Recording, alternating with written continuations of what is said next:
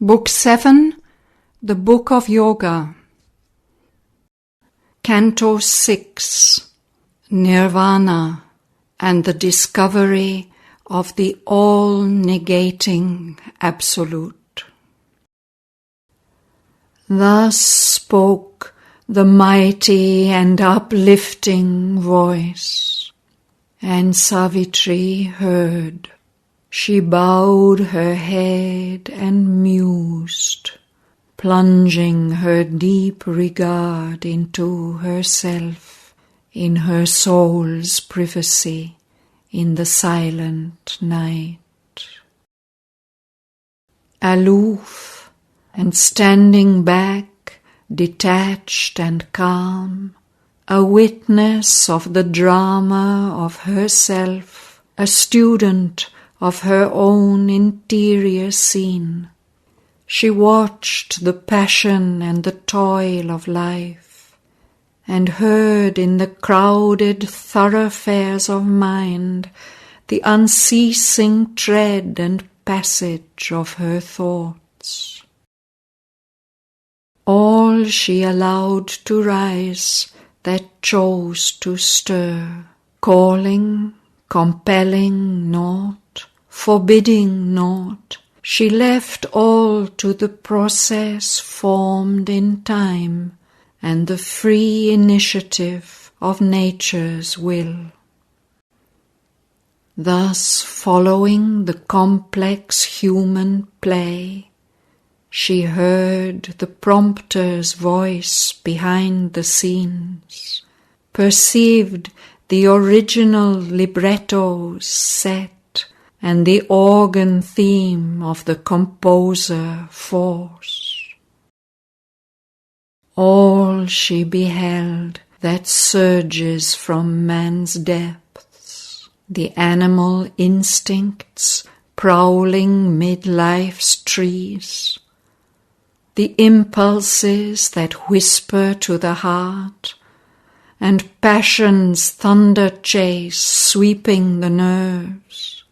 She saw the powers that stare from the abyss, and the wordless light that liberates the soul. But most her gaze pursued the birth of thought.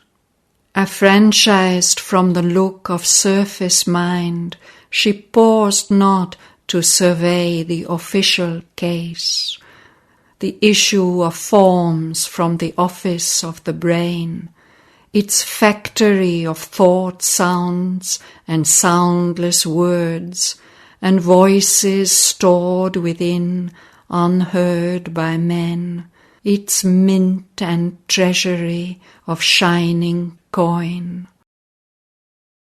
These were but counters in mind's symbol game, a gramophone's discs, a reproduction's film, a list of signs, a cipher and a code. In our unseen subtle body thought is born, or there it enters from the cosmic field. Oft from her soul stepped out a naked thought, luminous with mysteried lips and wonderful eyes. Or from her heart emerged some burning face, and looked for life and love and passionate truth, aspired to heaven, or embraced the world, or led the fancy like a fleeting moon across the dull sky of man's common days, amidst the doubtful certitudes of earth's law, to the celestial beauty of faith gave form, as if at flower prints in a dingy room laughed in a golden vase one living rose. A thaumaturgist sat in her heart's deep, compelled the forward stride, the upward look, till wonder leaped into the illumined breast, and life grew marvelous with transfiguring hope, as seeing will pondered between the brows. Thoughts, glistening angels, stood behind the brain in flashing armor, folding hands of prayer, and poured heaven's rays into the earthly form. Imaginations flamed up from her breast, unearthly beauty, touches of surpassing joy, and plans of miracle, dreams of delight. Around her navel lotus, clustering close, her large sensations of the teeming worlds streamed their dumb movements of the unformed idea. Invading the small, sensitive flower of the throat, they brought their mute, unuttered resonances to kindle the figures of a heavenly speech. Below, desires formed their wordless wish, and longings of physical sweetness and ecstasy translated into the accents of a cry, their grasp on objects and their clasp on souls. Her body's thoughts climbed from her conscious limbs and carried their yearnings to its mystic crown, where nature's murmurs meet the ineffable. But for the mortal prisoned in outward mind, all must present their passports at its door. Disguised, they must don the official cap and mask, or pass as manufactures of the brain, unknown their secret truth and hidden source. Only to the inner mind they speak direct, put on a body and assume a voice, their passage seen, their message heard and known, their birthplace and their natal mark revealed, and stand confessed to an immortal sight, our nature's messengers to the witness soul. Impenetrable, withheld from mortal sense, the inner chambers of the spirit's house disclosed to her their happenings and their guests.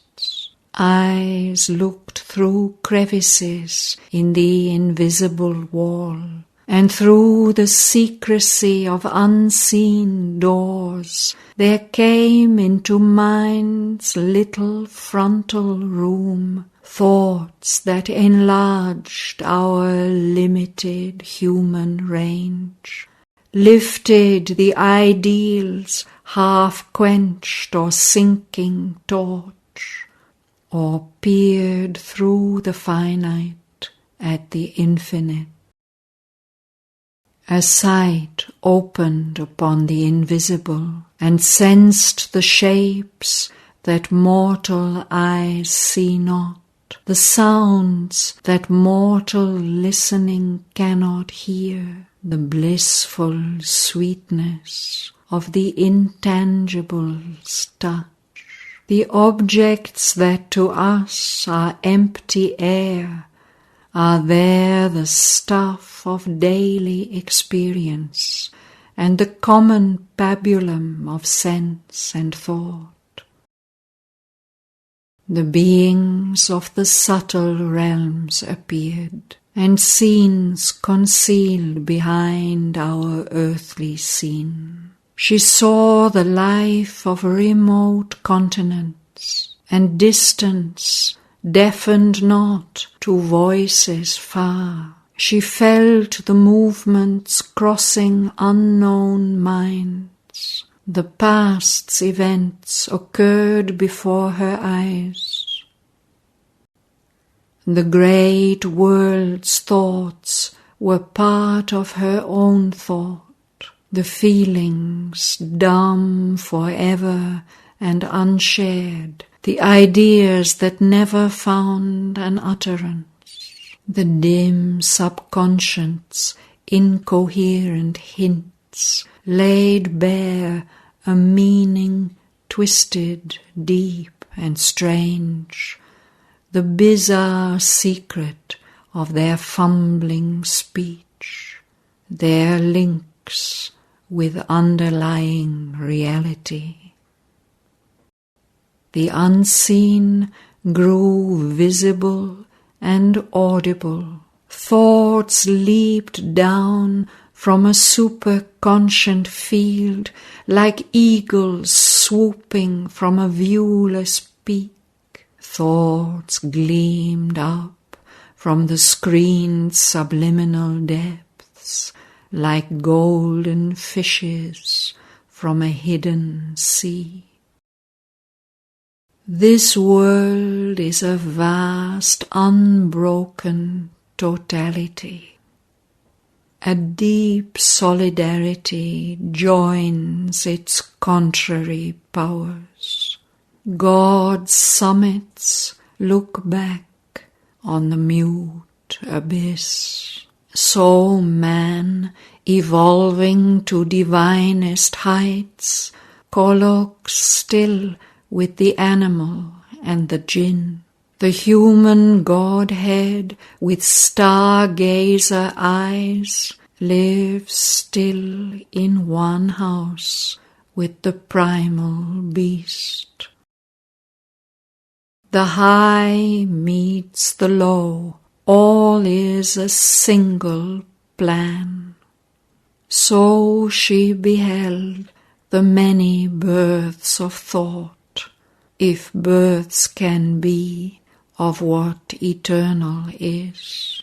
For the eternal's powers are like himself, timeless in the timeless, in time ever born. This too she saw, that all in outer mind is made, not born, a product perishable, forged in the body's factory by earth force. This mind is a dynamic small machine, producing ceaselessly till it wears out, with raw material drawn from the outside world, the patterns sketched out by an artist god.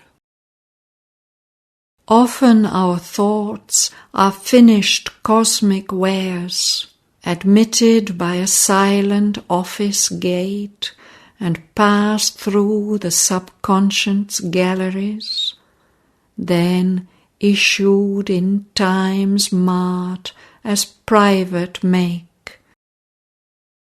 For now they bear the living person's stamp. A trick, a special hue claims them his own. All else is nature's craft, and this too hers. Our tasks are given, we are but instruments. Nothing is all our own that we create. The power that acts in us is not our force. The genius, too, receives from some high fount, concealed in a supernal secrecy, the work that gives him an immortal name.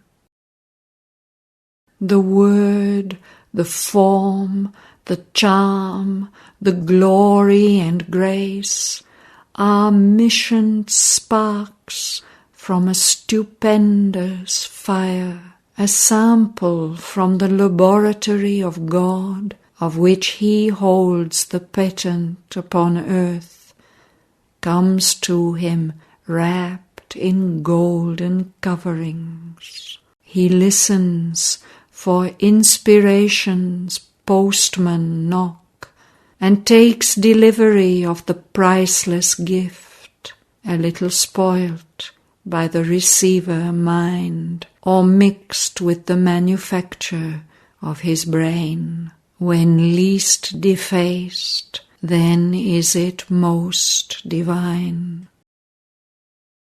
Although his ego claims the world for its use, man is a dynamo for the cosmic work. Nature does most in him, God the high rest. Only his soul's acceptance is his own.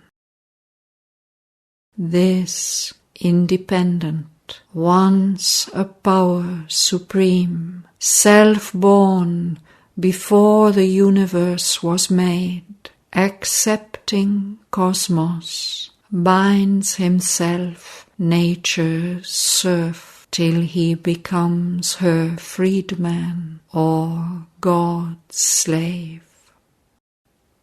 This is the appearance in our mortal front.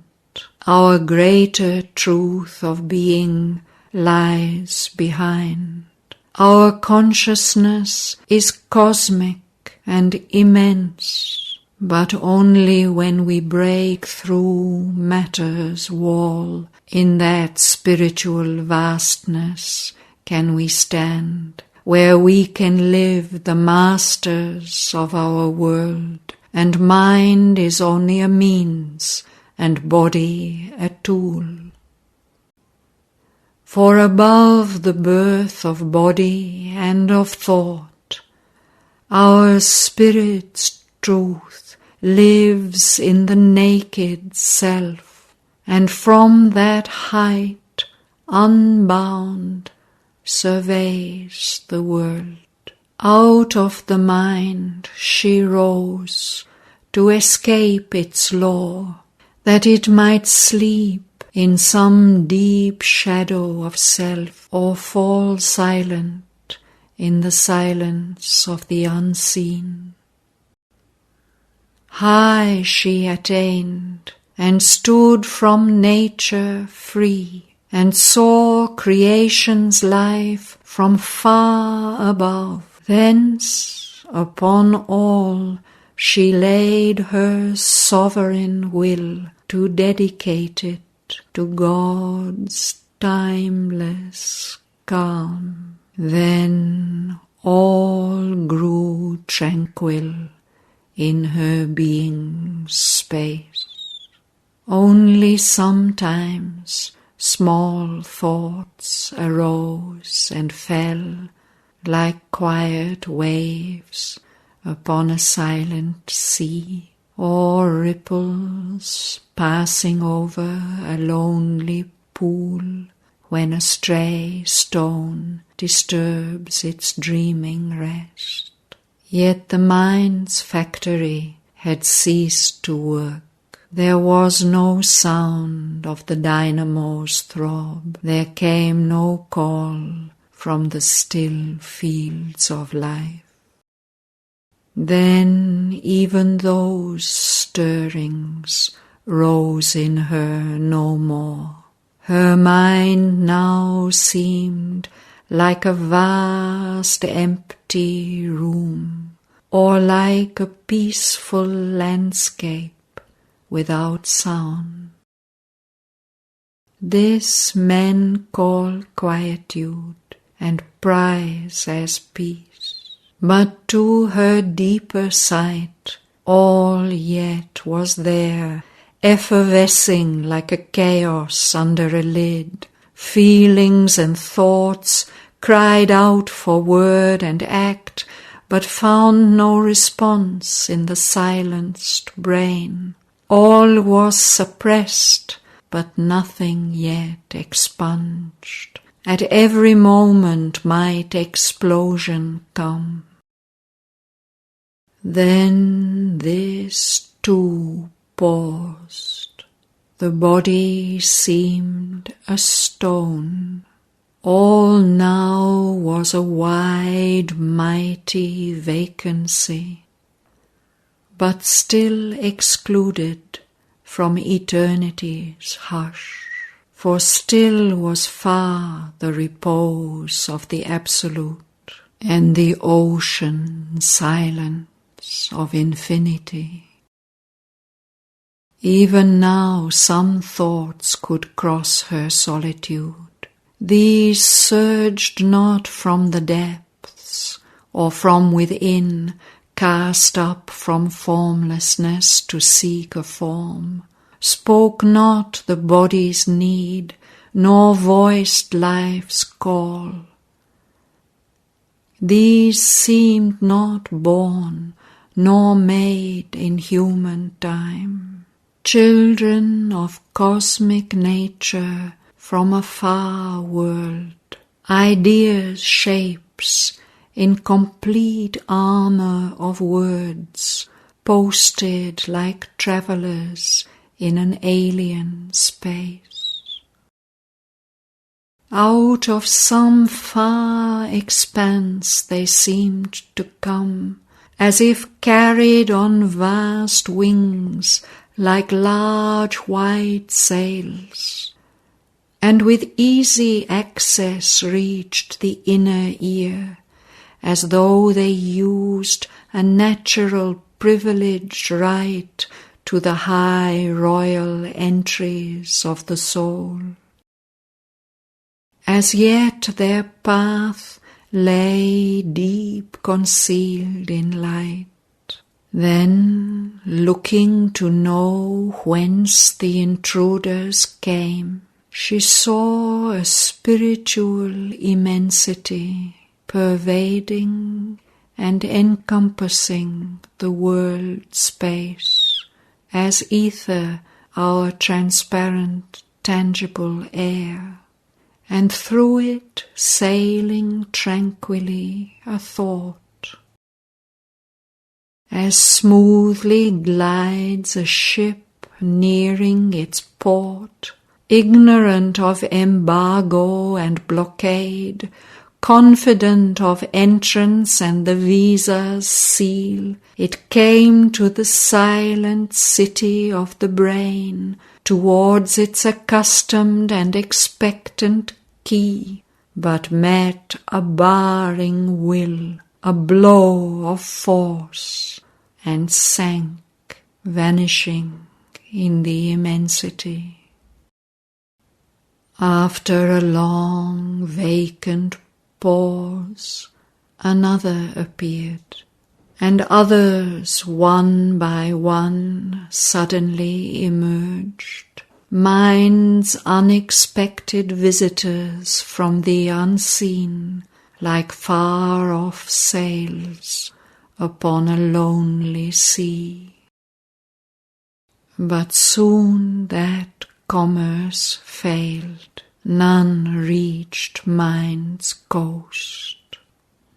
Then all grew still, nothing moved any more, immobile, self-wrapped, timeless, solitary, a silent spirit pervaded silent space.